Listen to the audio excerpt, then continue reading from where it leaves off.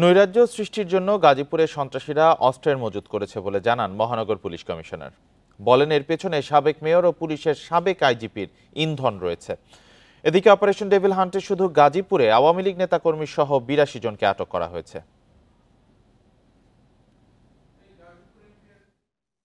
গাজীপুরে ধীরাশ্রমে ছাত্র জনতার উপর হামলার ঘটনার পর থেকে থমথমে পরিস্থিতি। আইন শৃঙ্খলা স্বাভাবিক রাখতে এবং সন্ত্রাস দমনে চলছে যৌথ বাহিনীর অপারেশন ডেভিল হান্ট। রাত থেকে শুরু হওয়া অভিযানে আওয়ামী লীগের অনেক নেতাকর্মীকে গ্রেপ্তার করা হয়েছে। পলাতক বড় বড় নেতাদের ধরতে চেষ্টা চলছে বলেও জানান police commissioner. Operation devil hunt নামে একটি অপারেশন চালু করেছেন। সেই অপারেশনের অংশ হিসাবে আমরা যৌথ বাহিনী অপারেশন চালিয়ে যাচ্ছি। আমরা আশা করছি গাজীপুরে তারা প্রচুর পরিমাণে অস্ত্র ঢুকিয়েছে। তিনি বলেন, সামাজিক যোগাযোগ মাধ্যমে সক্রিয় থেকে দেশের সন্ত্রাসী কর্মকাণ্ডে নেতাকর্মীদের উস্কে দেওয়া হচ্ছে, মজুত করা হচ্ছে অস্ত্রের। গাজীপুরের সাবেক মেয়র এবং সাবেক আইজিপির বিরুদ্ধেও অভিযোগ তার।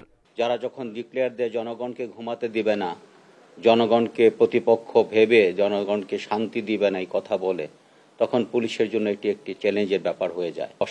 অশান্ত করতে চায়, জনগণকে অস্বস্তি করতে চায়, জনগণকে ঘুমাতে দিতে চায় না, তাদেরকে সমীচীন জবাব আমরা দিতে চাই। এদিকে সন্ত্রাসীদের ঠেকাতে পুলিশ প্রশাসনের সাথে মাঠে রয়েছেন বৈষম্য বিরোধী ছাত্র আন্দোলন ও জাতীয় নাগরিক কমিটির সদস্যরা। তাদের এই হুমকির বিরুদ্ধে আমরা একতাবদ্ধ হয়ে এবং প্রতিরোধ করার জন্য সবসময় কাজ করে যাচ্ছি। ধীরাশ্রমের সাবেক মন্ত্রী মোজাম্মেল হকের বাড়ির আশপাশে গ্রেপ্তার আতঙ্কে এলাকা ছেড়েছেন অনেকেই। বেশিরভাগ বাড়িঘরে ঝুলছে তালা। রেজওয়ানুল হক, ইন্ডিপেন্ডেন্ট নিউজ, গাজীপুর। গাজীপুরের শ্রীপুর থেকে সিরাজগঞ্জ ৬ আসনের সাবেক সংসদ সদস্য চয়ন ইসলামকে গ্রেপ্তার করেছে শ্রীপুর থানা পুলিশ। রাত ১২টার দিকে উপজেলার টেপির বাড়ি গ্রামের মাটির মসজিদ এলাকা থেকে তাকে গ্রেপ্তার করা হয়। স্থানীয়রা জানান, গাজীপুরের শ্রীপুর উপজেলার টেপির বাড়ি গ্রামের একটি ফ্ল্যাটে দীর্ঘদিন আত্মগোপনে ছিলেন সিরাজগঞ্জ ৬ আসনের সংসদ সদস্য চয়ন ইসলাম। বৈষম্য বিরোধী ছাত্র আন্দোলনের নেতাদের মাধ্যমে খবর পেয়ে রাত 11:30টার পর ওই বহুতল বাড়িটি ঘেরাও করে পুলিশ। পরে বাড়িটির ৪ ভবনের একটি ফ্ল্যাট থেকে আওয়ামী লীগের সাবেক সংসদ সদস্য চয়ন ইসলামকে গ্রেপ্তার করে শ্রীপুর থানায় নিয়ে যাওয়া হয়।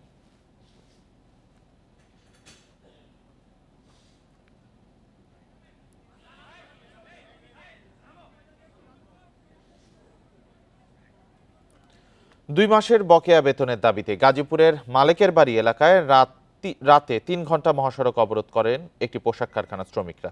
এতে ঢাকা ময়মনসিংহ মহাসড়কে রাতে তীব্র যানজটে ভোগান্তিতে পড়েন যাত্রী চালক। রোববার রাত 10টার দিকে মহাসড়কে অবস্থান করে আন্দোলন শুরু করে শ্রমিকরা।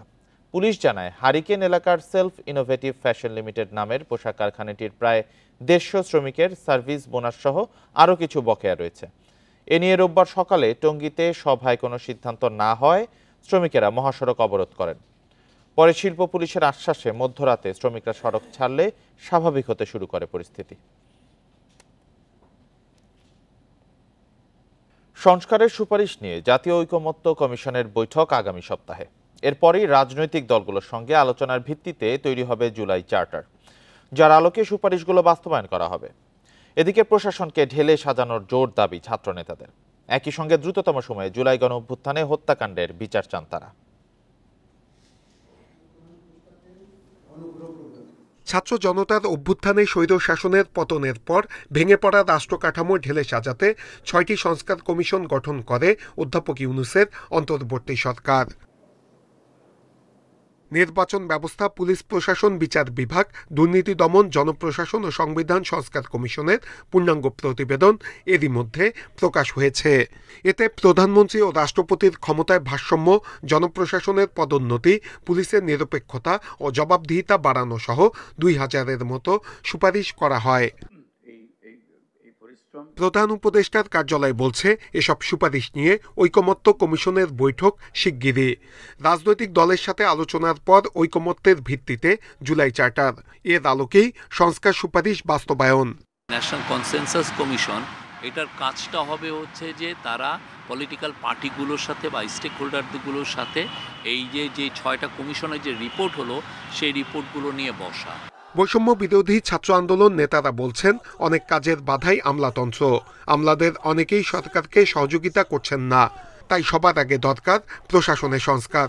আমলাতন্ত্রের বর্তমান ব্যবস্থায় রাষ্ট্র পরিচালনা কঠিন।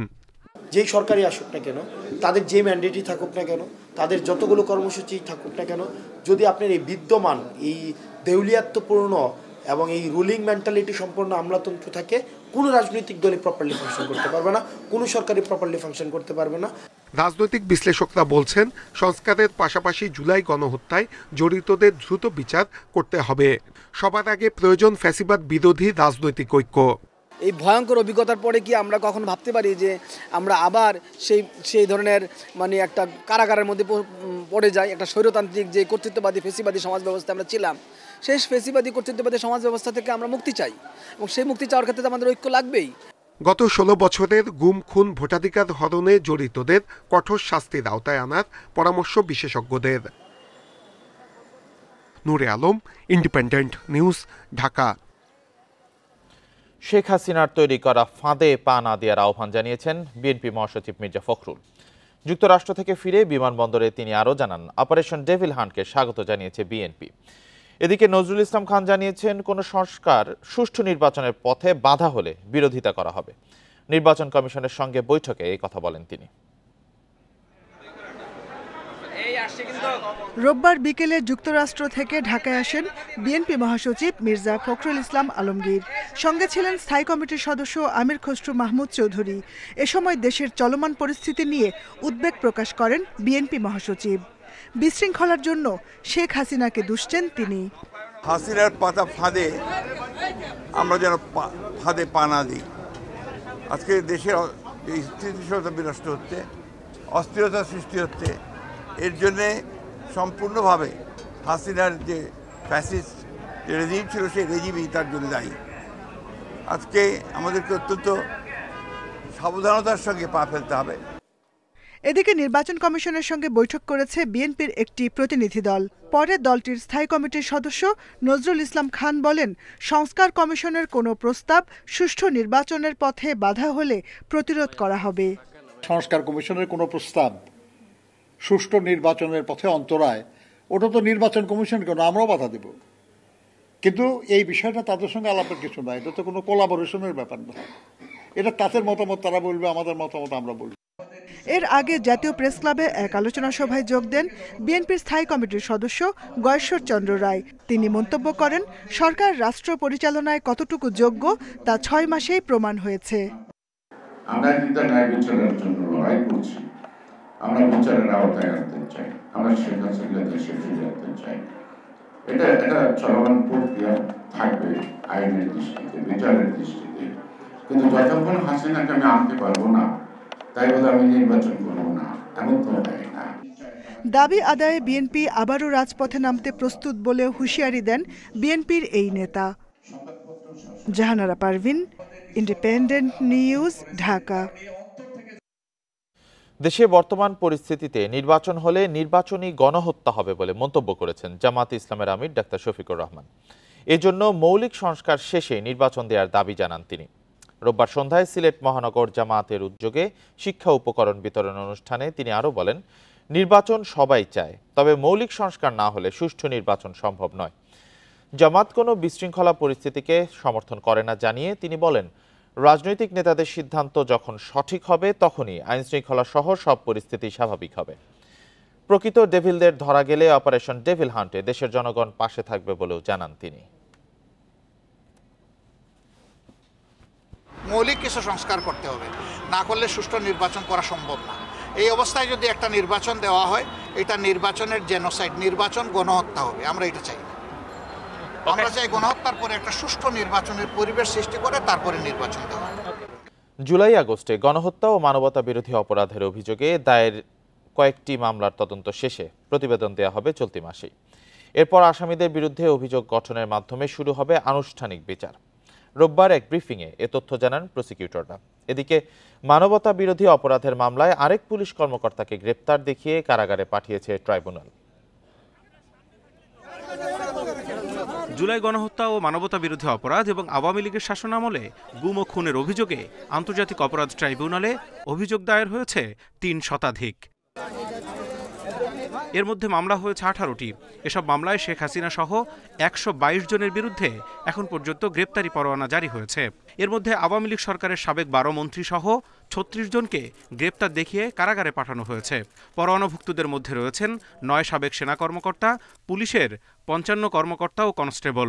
প্রসিকিউশন টিম এবং তদন্ত সংস্থা আমরা দিন রাত কাজ করছি জুলাই গণঅভ্যুত্থানে সংগঠিত অপরাধের বিচার করার জন্য, এবং আমরা আশা করছি যে এই মাসের ভেতরে আমরা কয়েকটি তদন্ত প্রতিবেদন সমাপ্ত করে চিফ প্রসিকিউটর মহোদয়ের দপ্তরে তদন্ত সংস্থা জমা দিতে পারবেন বলে আমরা আশা করছি। ছাত্র জনতার আন্দোলনে উত্তরা, রামপুরা ও গুলশানে নির্বিচারে গুলি ও মানবতাবিরোধী অপরাধের অভিযোগে 2 পুলিশ কর্মকর্তা সহ আরও 7 জনের বিরুদ্ধে গ্রেপ্তারি পরোয়ানা জারি করেছে আদালত। এর মধ্যে উত্তরা পূর্ব থানার তৎকালীন ওসি মুজিবুর রহমানকে গ্রেপ্তারের পর রোববার সন্ধ্যায় হাজির করা হয় ট্রাইব্যুনালে।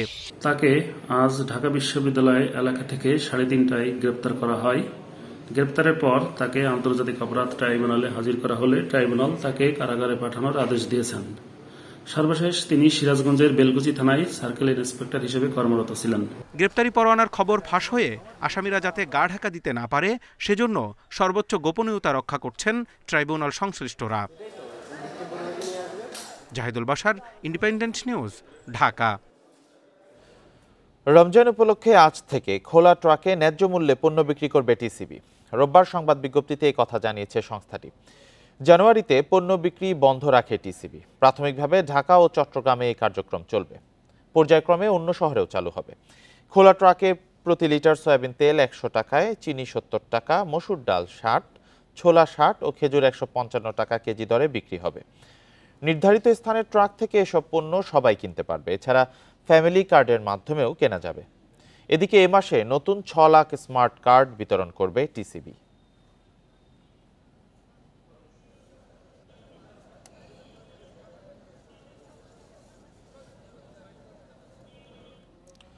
ক্ষমতাচ্যুত আওয়ামী লীগ সরকারের আমলে বঞ্চিত ও বাধ্যতামূলক অবসরে পাঠানো 764 কর্মকর্তাকে পদোন্নতি দিয়ে প্রজ্ঞাপন জারি করেছে জনপ্রশাসন মন্ত্রণালয়। 119 জন সচিব পদে পদোন্নতি পেয়েছেন।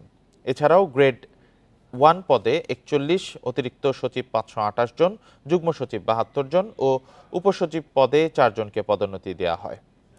সাবেক অর্থ সচিব জাকির আহমেদ খানের নেতৃত্বে গঠিত কমিটির সুপারিশে সিদ্ধান্ত নেওয়া হয়। আওয়ামী লীগের আমলে সরকারি চাকরিতে বঞ্চনার শিকার কর্মকর্তাদের আবেদন পর্যালোচনা করে সুপারিশ প্রণয়নের জন্য এ কমিটি গঠন করা হয়েছে। কমিটির কাছে মোট 1540টি আবেদন জমা পড়েছিল। যাচাই বাছাই করে কমিটি 464 জনের পদোন্নতি দেওয়ার সুপারিশ করে।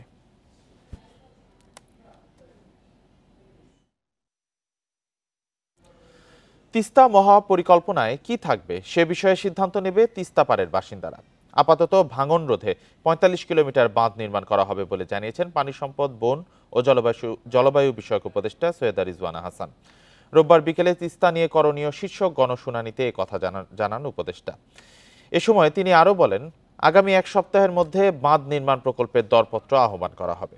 এ সময় স্থানীয় সরকার, পল্লী উন্নয়ন, সমবায় ও যুব ক্রীড়া উপদেষ্টা বলেন, বিগত ফ্যাসিবাদী সরকারের দুর্বল পররাষ্ট্রনীতির কারণে তিস্তা চুক্তি আলোর মুখ দেখেনি।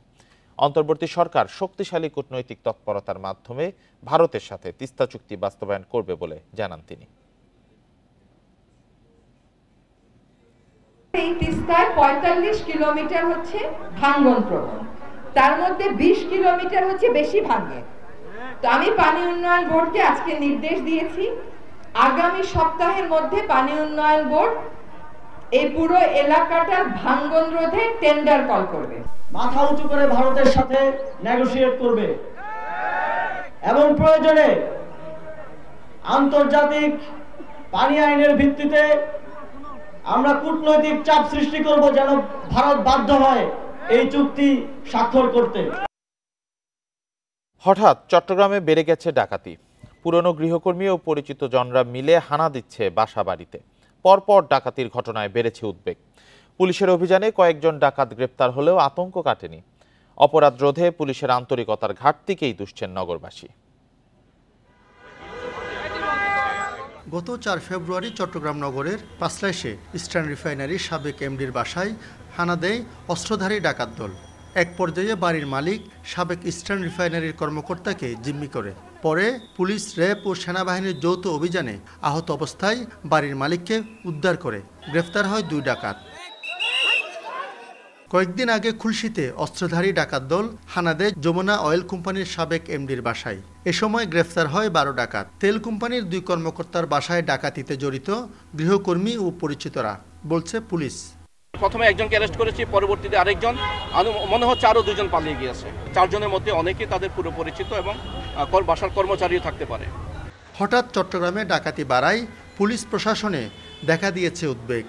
আমাদের তদন্ত টিম সেখানে গিয়েছে, তারা দেখেছে প্রত্যেকটা বিষয় আসলে খুঁটিনাটি চেক করা হচ্ছে, যে এখানে বাড়ির মালিকের যে বক্তব্য প্লাস আসলে যে বাস্তবতা সেটাকে আসলে কোঅর্ডিনেট করা হচ্ছে।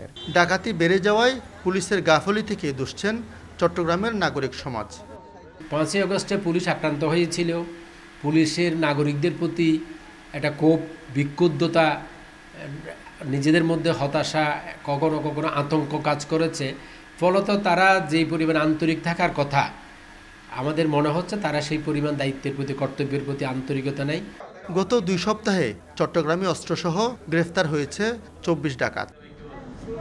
আলমগীর সবুজ, ইন্ডিপেন্ডেন্ট নিউজ, চট্টগ্রাম। বাংলাদেশ ব্যাংকের কয়েন ভল্টের লকারে 20 বছর পর্যন্ত অর্থ সম্পদ রাখতে পারে ব্যাংকটির কর্মীরা। সাবেক বর্তমান প্রায় 300 কর্মকর্তা এমন লকার ব্যবহার করছেন। পর্যবেক্ষকরা বলছেন, এমন বিশেষ সুবিধা ব্যাংক খাতের নিয়ন্ত্রক সংস্থাটির কর্মকর্তাদের অনৈতিক কর্মকাণ্ডে প্রশ্রয় দেয়, সুযোগ তৈরি করে দেশের ভেতরেই অর্থ আড়াল করার। বাংলাদেশ ব্যাংকের ভল্ট কয়েক ধাপের নিরাপত্তা বলয়ে একটি মহা গুরুত্বপূর্ণ স্থাপনা, যেখানে বড় অঙ্কের নগদ অর্থ, বৈদেশিক মুদ্রা, স্বর্ণের রিজার্ভ রাখা হয়। স্থল ও বিমানবন্দরে শুল্ক গোয়েন্দা ও তদন্ত অধিদপ্তরের জব্দ করা স্বর্ণও থাকে এই ভল্টে। রাষ্ট্রীয় এই নিরাপদ স্থানেই বাংলাদেশ ব্যাংকের কর্মকর্তা কর্মচারীরা রাখতে পারেন ব্যক্তিগত সম্পদও। তাদের জন্য রাখা বিশেষ লকারে অপ্রদর্শিত বিপুল পরিমাণ অর্থ সম্পদ আছে বলে মনে করে দুদক। সম্প্রতি বাংলাদেশ ব্যাংকের গভর্নরকে দেয়া দুদকের চিঠি ও অর্থ উপদেষ্টার সম্মতি বিবেচনায় লকারগুলো ফ্রিজ করা হয়েছে। ডেস্কে যে আমরা বক্সের মধ্যে রেখে সেটা মার্কিন কাপড় দিয়ে পেঁচিয়ে সিলগালা দিয়ে সিগনেচার করে তাদের হাতে দিয়ে দিই, তারা সেখানে রাখে। এবং সেটা একটা আলমিরার ভিতরে অল্প অল্প জায়গা এক একজনের জন্য, আলাদা করে কোনো লকার নেই। দ্যাট ইজ কোনো চাবি বহন করার এখতিয়ার বাংলাদেশ ব্যাংকের কোনো স্টাফের নেই।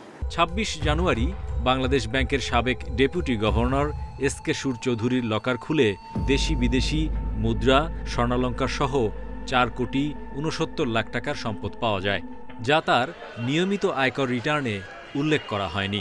বাংলাদেশ ব্যাংক কর্মকর্তাদের এমন লকার সুবিধাকে প্রশ্নবিদ্ধ বলছেন বিশেষজ্ঞরা।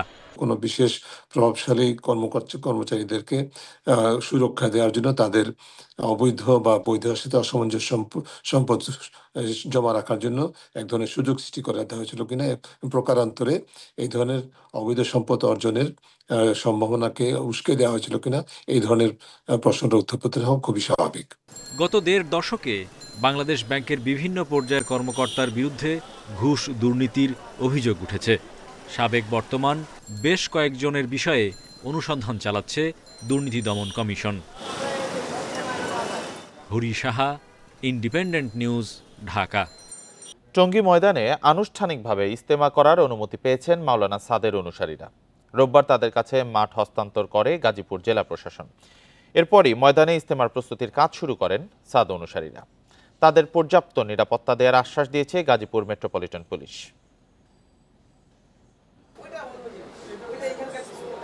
14 ফেব্রুয়ারি শুরু হচ্ছে বিশ্ব ইজতেমার 3য় পর্ব। আয়োজনে মাওলানা সাদের অনুসারীরা। তাদের ইজতেমা আয়োজন নিয়ে নানা ধোঁয়াশা থাকলেও রোববার আনুষ্ঠানিকভাবে মাঠ হস্তান্তর করে গাজীপুর জেলা প্রশাসন। স্বরাষ্ট্র মন্ত্রণালয়ের নির্দেশনা অনুযায়ী সাদ অনুসারীরা ইজতেমা করতে পারবেন বলে জানিয়েছে প্রশাসন। মাওলানা জুবাইরের অনুসারীদের মতো তাদেরও নিরাপত্তা সহ সব সহায়তার আশ্বাস প্রশাসনের। ওনারা 14, 15 এবং 16 তারিখে ইজতেমা আয়োজন করবেন, তার জন্য তাদের কাছে আমরা মাঠ হস্তান্তর করলাম প্রশাসনের পক্ষ থেকে। তাদেরকে নিরাপত্তার বিষয়টা কিভাবে? এখানে অন্যান্য বার যেভাবে নিরাপত্তা দেওয়া হয়, যেভাবে সকল দপ্তর থেকে যেভাবে সহায়তা করা হয়, সরকার সেইভাবেই তাদেরকে ইজতেমা আয়োজনের জন্য সকল বিষয় করছে। এইটাই আমাদের কাছে এখন পর্যন্ত আছে। ইজতেমা হলে তো সেখানে পুলিশ, ম্যাজিস্ট্রেট থেকে শুরু করে অন্যান্য লজিস্টিক্সের দেওয়ার জন্য যেসব ডিপার্টমেন্ট থাকবে তারা তো সবাই থাকবে এখানে। মাঠ বুঝে পেয়ে প্রস্তুতির কাজ শুরু করেন মাওলানা সাদের অনুসারীরা। এবার ইজতেমা করলে আগামী বছর করতে পারবেন না, স্বরাষ্ট্র মন্ত্রণালয়ের এমন শর্ত নিয়ে এখনই ভাবছেন না তারা। বলছেন সুষ্ঠুভাবে ইজতেমা সম্পন্ন করাই তাদের অগ্রাধিকার।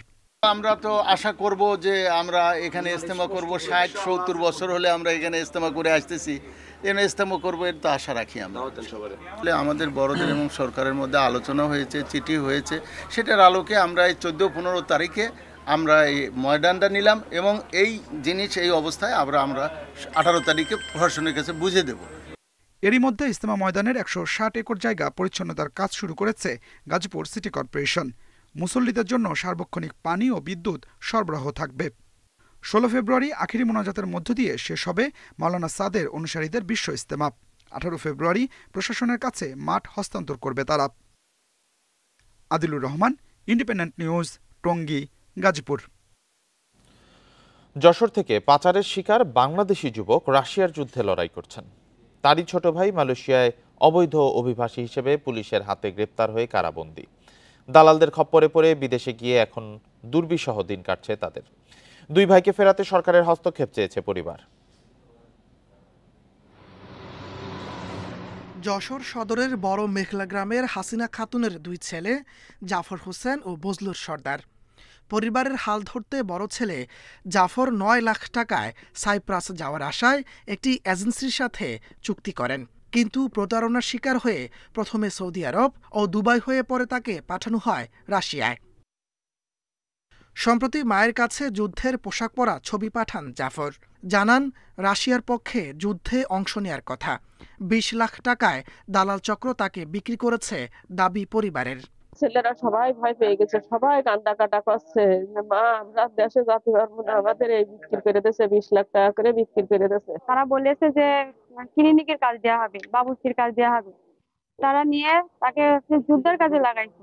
মামাতো ভাই মাহবুবুর রহমানের মাধ্যমে ঢাকার একটি এজেন্সির সঙ্গে যোগাযোগের কথা বলছেন স্বজনরা, তবে অভিযোগ অস্বীকার করেন তিনি।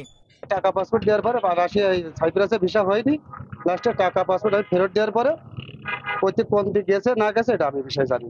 এদিকে জাফরের ছোট ভাই বজলুর 2022 সালে অবৈধভাবে মালয়েশিয়ায় গিয়ে গ্রেপ্তার হয়ে সে দেশের কারাগারে বন্দী। আর এক ছেলে মালয়েশিয়ায় রয়েছে, তাও সব আটকা পড়ে রয়েছে জেলখানায়। আমাদের কপাল এমন খারাপ। সরকারিভাবে আরও জোরালো পদক্ষেপ ও প্রচার না চালালে অবৈধভাবে মানব পাচার ঠেকানো সম্ভব নয় বলছেন অধিকার কর্মীরা। দালাল চক্রের যে মূল রেকর্ডিং এজেন্ট, এদের শাস্তি হওয়া উচিত এবং এদের এই নাম্বারটা দিতে পারলে আমাদের পক্ষ থেকে, আমাদের সংস্থা থেকে যতটুকু করার আমরা সরকারি সহযোগিতা নিয়ে আমরা সেটুকু করার চেষ্টা করব। দুই ভাইকে দেশে ফিরিয়ে আনার উদ্যোগ নিতে পররাষ্ট্র মন্ত্রণালয়ে আবেদন করেছে পরিবারটি। Independent news. 6 বছর ধরে বিকল বরিশালের শেরেবাংলা মেডিকেল কলেজ হাসপাতালের চক্ষু বিভাগের অত্যাধুনিক ল্যাসিক মেশিনটি। চোখের ছানি অপারেশনের ফ্যাকো মেশিনও 7 মাসের বেশি সময় ধরে অকেজো, তাই চোখের চিকিৎসা দিতে বেগ পেতে হচ্ছে চিকিৎসকদের।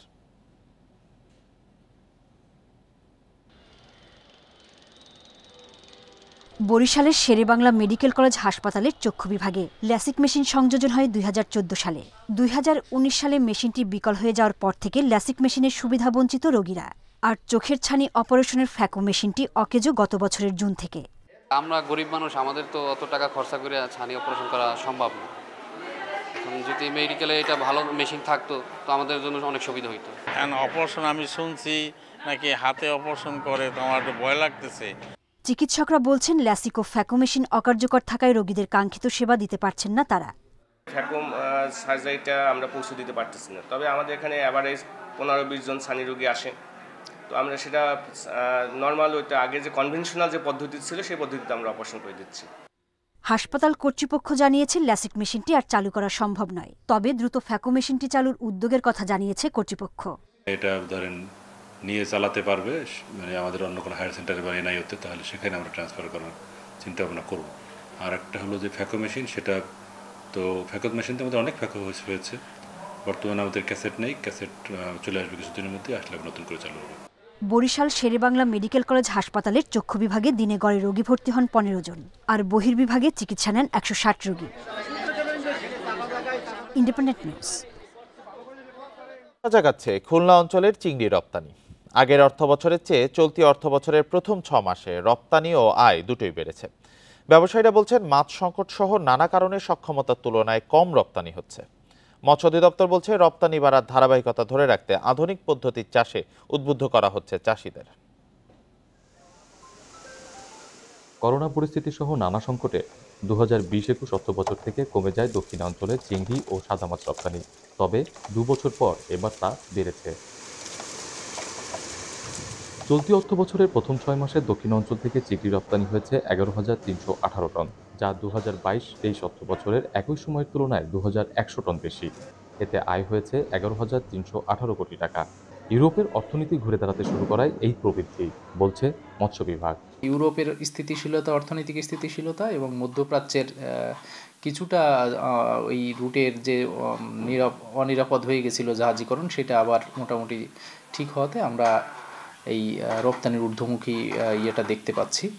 রপ্তানিকারকরা বলছেন আয় কিছুটা বাড়লেও সেটা কতদিন থাকবে তা নিয়ে রয়েছে সংশয়। আমরা মাত্র 10 to 12% কাঁচামাল পাই আমাদের ক্যাপাসিটি অনুযায়ী। উৎপাদন বৃদ্ধির জন্য আমাদের ভালো মানের পোনা দরকার। আমরা যে পোনাগুলো মার্কেটে আসতেছে ভাইরাস যুক্ত পোনা, এই পোনা দিয়ে ভালো কোনো কিছু আশা আমরা করতেছি না।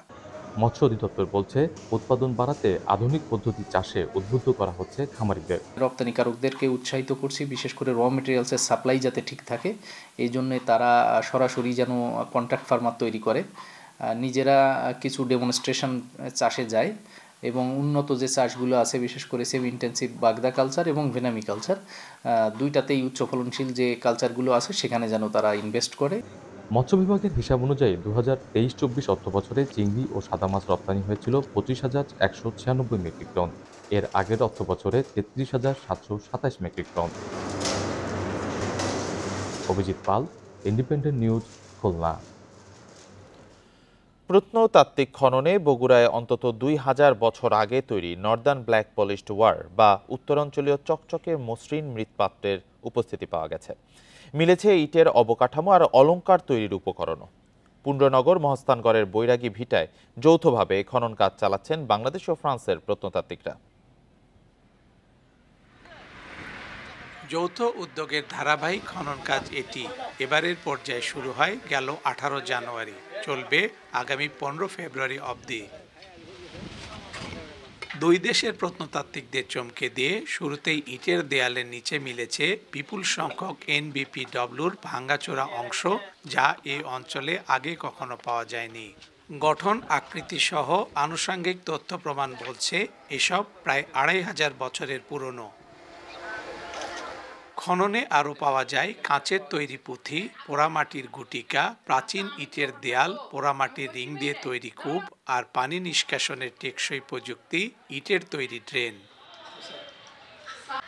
গুরুত্বপূর্ণ এইসব স্মারক উন্মোচন করেছে ইতিহাস, ঐতিহ্য আর সংস্কৃতির নয়া দিগন্ত। বাঙ্গা আলাদা রিংওয়েল আছে, রিংওয়েল কোহা, তারপরে বড় বড় স্তূপা আছে, এর ভিতরে আরেক কোহা আছে। এ দফায় মাটি খুঁড়ছে বাংলাদেশ ও ফ্রান্সের 12 সদস্যের দল। শুরুতেই সমতলের একটু নিচেই সন্ধান মেলে ইটে তৈরি অবকাঠামো সহ নানা প্রত্নতাত্ত্বিক নিদর্শনের। আমরা একটা ring well, terracotta ring well যাকে বলা হয়, বা পোড়ামাটির তৈরি কূপের একটা সন্ধান পাওয়া গেছে এবং এখানে প্রচুর পরিমাণ মূল্যবান পাথরের গুটিকা, পোড়ামাটির বল এবং বিভিন্ন ধরনের মৃৎপাত্রের ভাঙ্গা অংশ পাওয়া গেছে। দেশের সবচেয়ে প্রাচীন এই দুর্গ নগরীতে আগেও খননের সময় পাওয়া গেছে মৌর্য পূর্ব, মৌর্য, গুপ্ত, পাল, সেন ও মুসলিম আমলের প্রত্নতাত্ত্বিক নিদর্শন সমূহ। এ কারণে দুর্গ নগরীটি সংরক্ষণ ও খননের গুরুত্ব অনেক, বলছেন প্রত্নতাত্ত্বিকরা।